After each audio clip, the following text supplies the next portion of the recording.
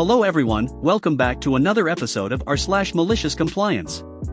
In today's episode, my French stepmother learns the hard way that Americans can cook. We need to take notes? Okay, I'll do it my way. They want stone? Oh, I will give them stone. Before we get started, make sure to subscribe so you will never miss a video. So let's get started. My French stepmother learns the hard way that Americans can cook. This happened today and my brother and I are laughing about it, except Gabrielle, said stepmother, and Dad, who is embarrassed. Dad came into town to visit my brother, let's call him Mark, and me for a few days and brought Gabrielle with him. Gabrielle has her good traits, but she does have this one really nasty trait. She is notoriously picky/critical when it comes to food. You know the stereotypical snooty and rude French character in movies/books who always complains that is not how this is done in France? She's this way when it comes to food. Going out to eat with her is embarrassing.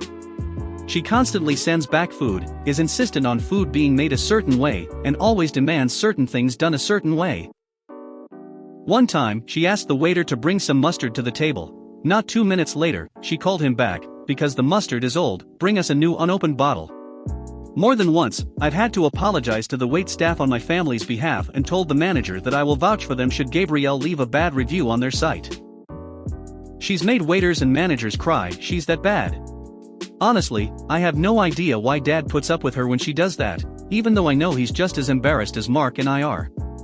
We can only chalk it up to Gabrielle having a magical hoo-ha. When they got here yesterday, for some reason, they insisted they wanted to go out to dinner. Dad recommended our favorite new diner, which is known for its breakfasts at any time of the day. We live close to a major interstate, and the saying about truckers knowing all the best diners and holes in the wall in all 50 states, and then some is true. It's a greasy spoon in every sense of the word. Right out of the 1950s, every leather booth filled with truckers or locals, waitresses who automatically know their regulars' orders by heart and don't put up with crap from anyone, a bustling kitchen, and while spotless, is just worn enough to let you know many people have been there. In other words, it has character. It may not look like a 5-star restaurant, it has some of the best breakfasts you're ever going to eat. I was hesitant to take Gabrielle there if only because I didn't want to ruin the staff's day. Mark and I have been there enough times that the waitstaff/cooks know us. However, Dad wanted Gabrielle to experience a true American classic, and was offering to pay. So off we, reluctantly, went. Luckily, we got there during a not really busy time, so I told Dad to find a parking spot, and I would go in to get us a table. The reason I did this was so I could warn the staff about Gabrielle, and apologize in advance for anything she did. Fortunately, our usual waitress, let's call her Mary, thanked me for the warning and warned the rest of the staff. We go in, get our booth, and Gabrielle tries pulling her usual stunts. I won't go into everything she did because we'll be here forever, but I'll leave a highlight reel. Gabrielle sent Mary back 3 times with the coffee because, in order, it was too cold, it was too hot, and not enough cream. Finally Mary, who doesn't let anybody push her around, just slapped the coffee pot on the table along with the cream/sugar and told Gabrielle to make do because she wasn't going back to get her damn coffee. This made Mark and me chuckle and Gabrielle steam. While waiting and probably still stewing from Mary's little comeback with the coffee, Gabrielle decided to accost Stephanie, who had just started, and tell her to get some fresh biscuits. Not ask. Tell. Poor Stephanie, who is understandably anxious about her job, does as told, and then Gabrielle made a fuss about the packets of butter not being soft enough, despite Stephanie explaining that all the butter was kept cold for safety reasons. Gabrielle made a snide remark about how Stephanie couldn't wait 5 extra minutes to let the butter soften, which made Stephanie tear up and me about ready to tell Gabrielle to go f***ck a French chef if food was that important to her. When our meals did arrive, Gabrielle was quiet during the meal, not making comments. I was unsure what was going to happen as a result.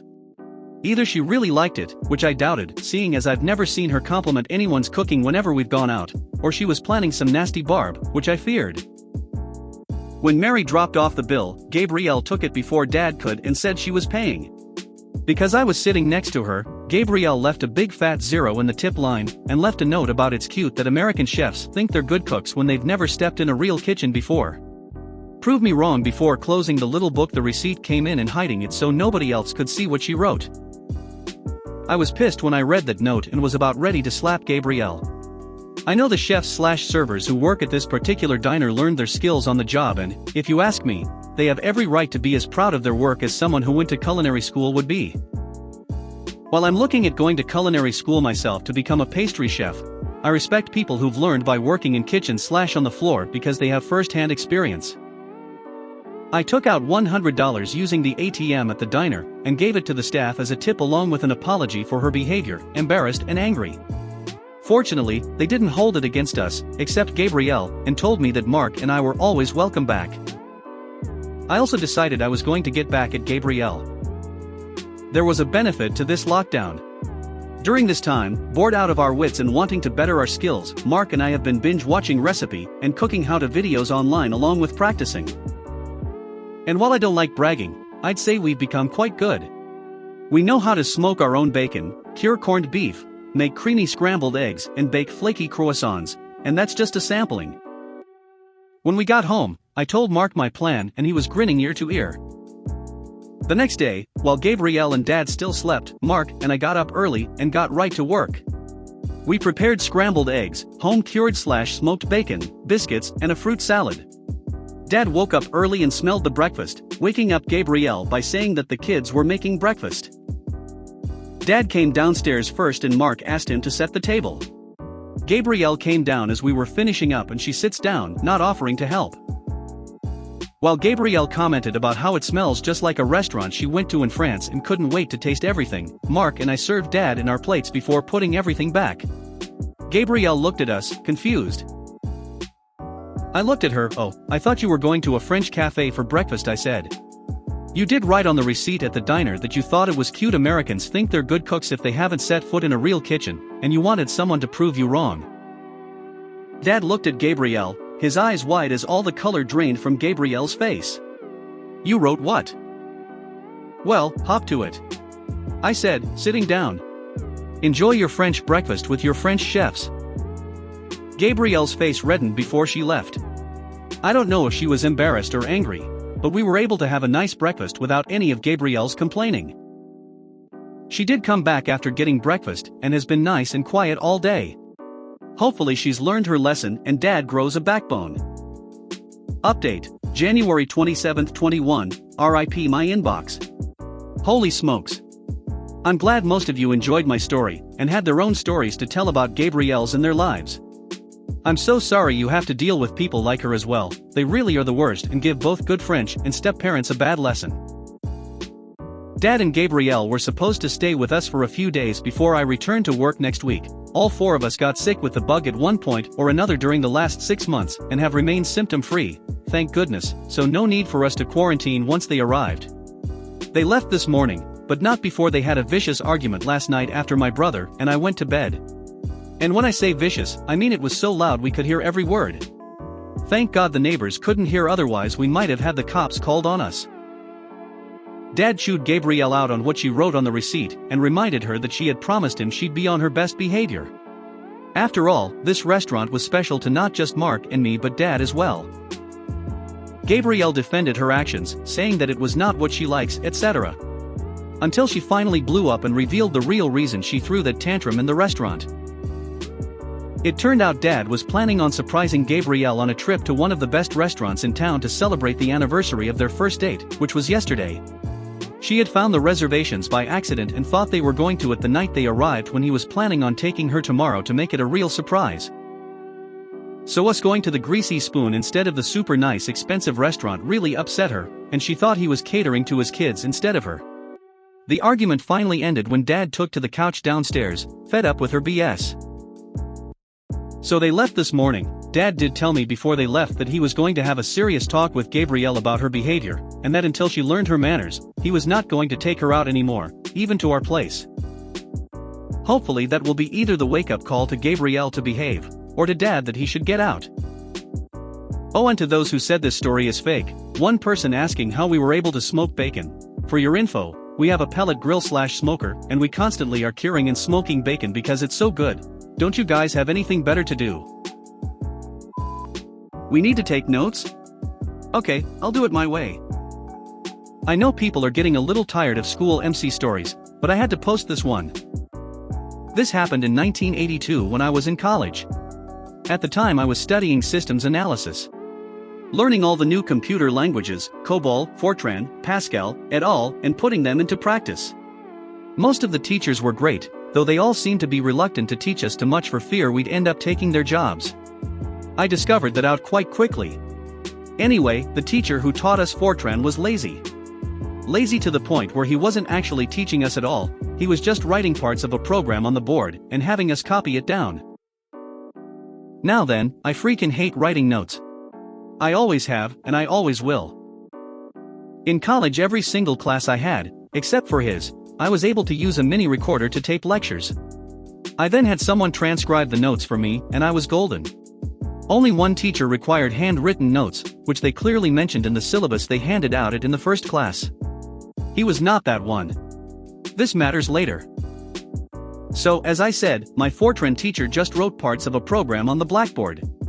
It was a 90-minute class, and he was able to do this about 5 times during class. Like the good college students that we all were, we diligently copied down what he wrote, and just before class ended he gave us our reading assignment, read chapters 1 to 3, etc. By the time the second class ended I knew there was no way I was going to do this all year long. Here's where the MC comes in. Before the next class, I went out and bought a few disposable cameras.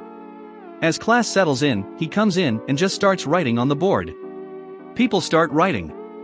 I'm sitting there waiting. Once he finishes and sits at his desk, I take a picture of the board.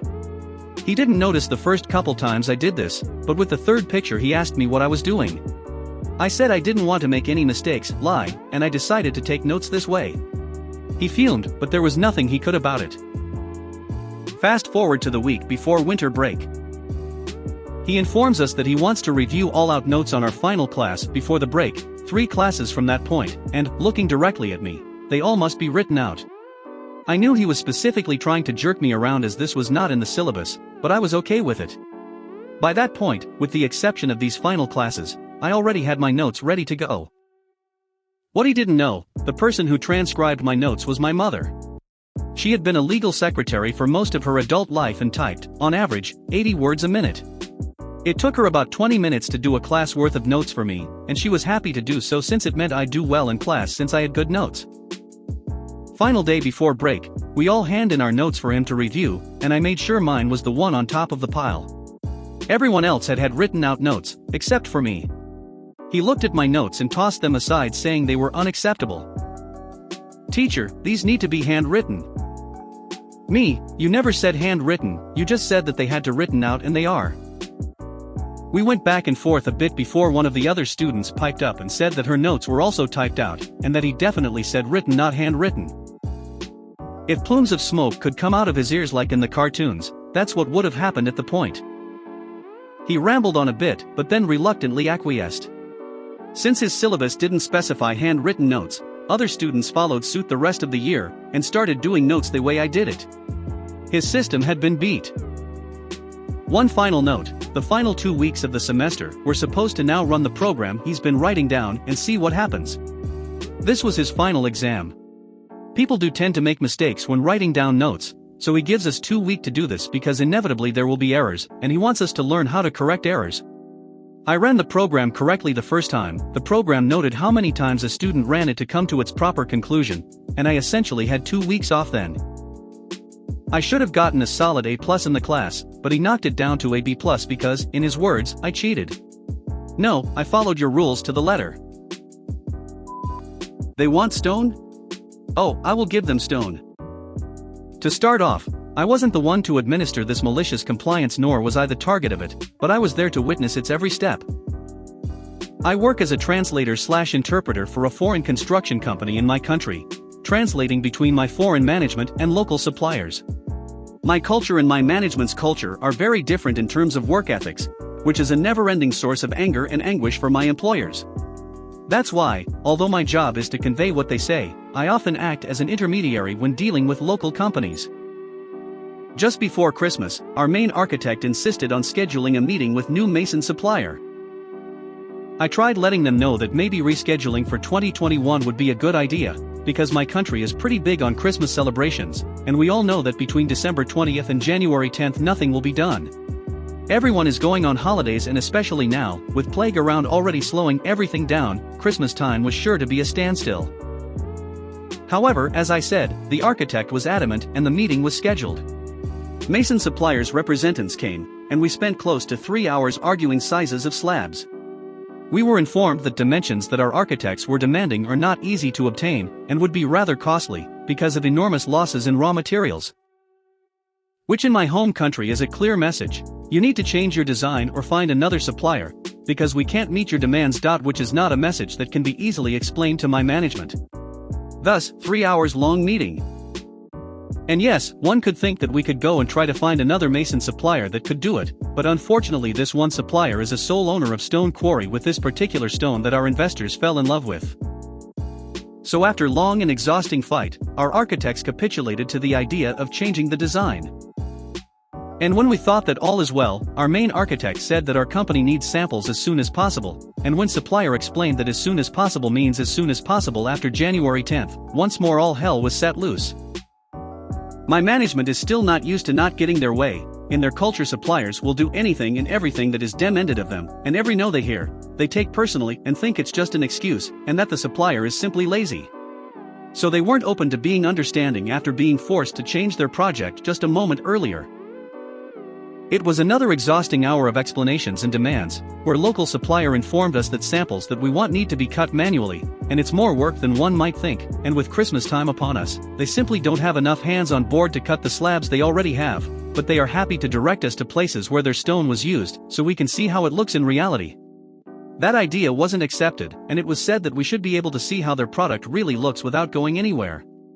Finally the meeting was ended with "Fine, I don't care how you do it, but I need stone and I need it quick." Resigned supplier conceded and meeting was finished on a sour note, but at least my management was somewhat satisfied. Until last week. Our main architect called me panicked that someone called them, and it was probably a delivery driver. I called the number I was given, and true enough, it was a delivery driver. I went downstairs. Our office is on a first floor, no elevator, and driver looked at me and smiled a little. "Oh, so I guess the package won't be delivered right to your hands?" Now, when I mentioned earlier that we wanted samples, I meant little blocks of material, in this instance, type of stone, no more than 2x5 inches or 5x15 centimeters, give or take. So when I was pointed to the package, I was surprised to say the least. We were sent full-size industrial slabs of stone, all types we wanted to see.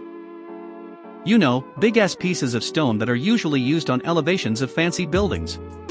Massive things, but of course, neatly packed and secured, standing in front of our office building.